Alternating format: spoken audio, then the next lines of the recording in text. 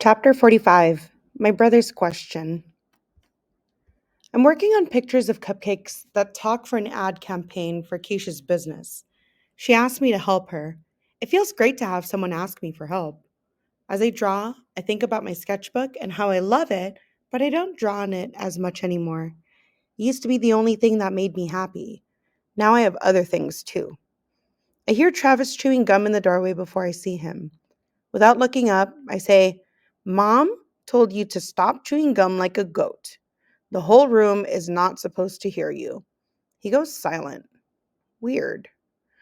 I finish erasing a line and look over at him. He looks kind of stiff, hands stuffed in his pockets. Then he takes one hand out and brushes his chin with his fist. Travis, what's wrong? I just wanted to ask you a question. You want to borrow money or something? He does that half smile of his and shakes his head, but I can see the seriousness. You can ask me anything you want, Travis. What is it? He comes over and sits on the side of the bed. That teacher of yours, Mr. Daniels? What does he do after school with you? You mean chess? He shakes his head. No, the reading.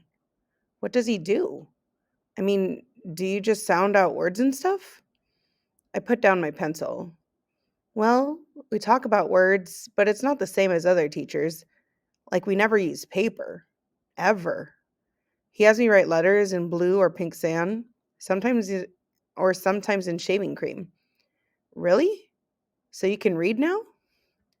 Well, not yet, but it's getting easier. It can be like running up the side of a building sometimes. I get so tired, but I am doing better. So it helps what he does?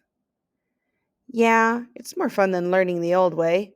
Sometimes it's boring because he'll do a list of words that have the same letters in them, some of the same letters in them, like light and might and night.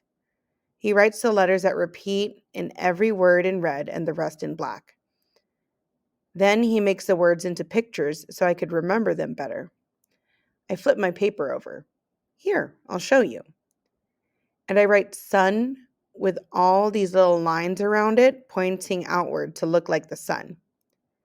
And that really helps you remember it? Yeah. And he also has these sheets of plastic that I can see through, but are different colors. He puts those over pages and it makes the headaches better.